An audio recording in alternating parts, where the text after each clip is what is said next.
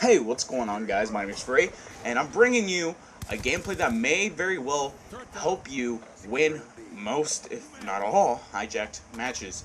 Now, I'm fully aware that defending B is always a very tough achievement, and it's very tough to uphold defending B, which is why I'm bringing you this epic gameplay where I basically am in a very safe position to watch the toughest flag to defend in Hijacked. Now, I'm fully aware, and I know all of you guys already know that Hijacked is a small map, and defending B flag on any small map is always a very difficult task. So this is why I'm bringing you this helpful gameplay that may provide you with a very easy way to rack up kills and as well as defend the flag for your team. Now, the bonus part of this is that you also get defender kills, a lot of them, and that can help you earn your kill streaks very easy. I go 42 and 2 this game with 34 defense. That is the most defense that I've ever achieved in domination on Black Ops 2, and it provides for a very decent gameplay, if I do say so myself.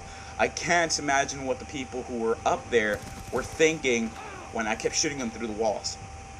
Now, let me just share with you a couple tactics that may help you stay alive down there when people keep trying to go and kill you because of the fact that you keep attacking them at B. Some simple tactics could be plant stun grenades around the two main entrances, or the only two entrances to your position. This can alert you to them trying to attack you while you're staring up at the ceiling, as well as basically give you the upper hand when they do attack you. So this could be seen as overpowered, but I will share with you a ton of ways to actually flank whoever is down here. Personally, I was not using flak jacket, so if someone were to chuck a grenade at me, I could easily been killed. And you know, with the MMS, it's a two-way street. If you're up there and you actually aim your MMS down in this position, you could take down anyone who's in this position. So it's not fairly overpowered, but I think this is a good game, especially because of the fact that I finally found a real good, useful purpose for the MMS. Now, I love rushing, so the MMS isn't the best attachment to use. For a camper, this is possibly the best ever attachment. And I personally wasn't using the MMS on the PDW when I first found out this position. I was running around with my AN94 because I had just gotten the actual MMS. And I was just running around trying to see if I could actually look up from down there, and I found out that I could at B. People would be positioned in such a way that I could actually aim up and see them. Unfortunately, before I actually made any use of that, the gameplay ended.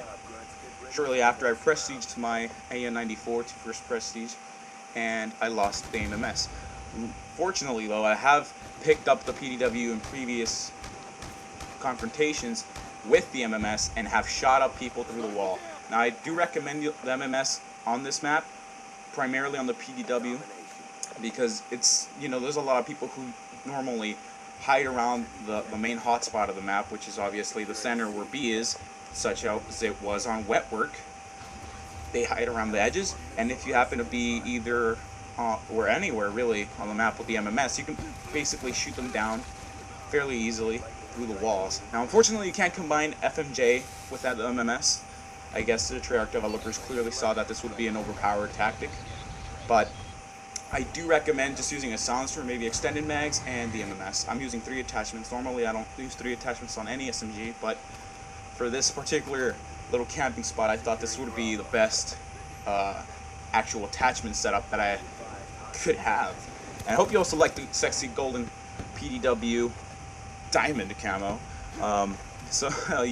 Again, this is kind of overpowered. I get it, but it's very easy to take down people in this position. Just to help you actually survive down here longer, you don't have to be staring up at B the whole time. You could be staring down the hallways if you're expecting someone to come kill you. And whenever you see the B flag start flashing because it's being captured and you realize your teammates aren't there, you could go and actually do your job and defend the flag, play the objective, and you could basically survive for a really long amount of time.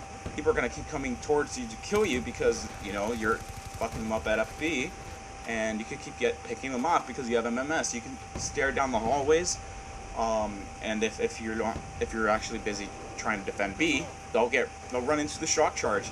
And I do suggest you alternate where you place the shock charges, because sometimes they will actually predict where it is because they keep getting shocked in that same position, like in this gameplay. The gameplay after this is the only other time I've actually done this, because, you know, once you pick Hijacked, they usually do end up picking Hijacked once again the next game. So I did that. I was getting attacked a lot from down under, and I just kept alternating where I placed the stun grenades, and I ended up like 51 and 8, I think. So definitely alternate where you place that, kind of keep them thinking where it's going to be.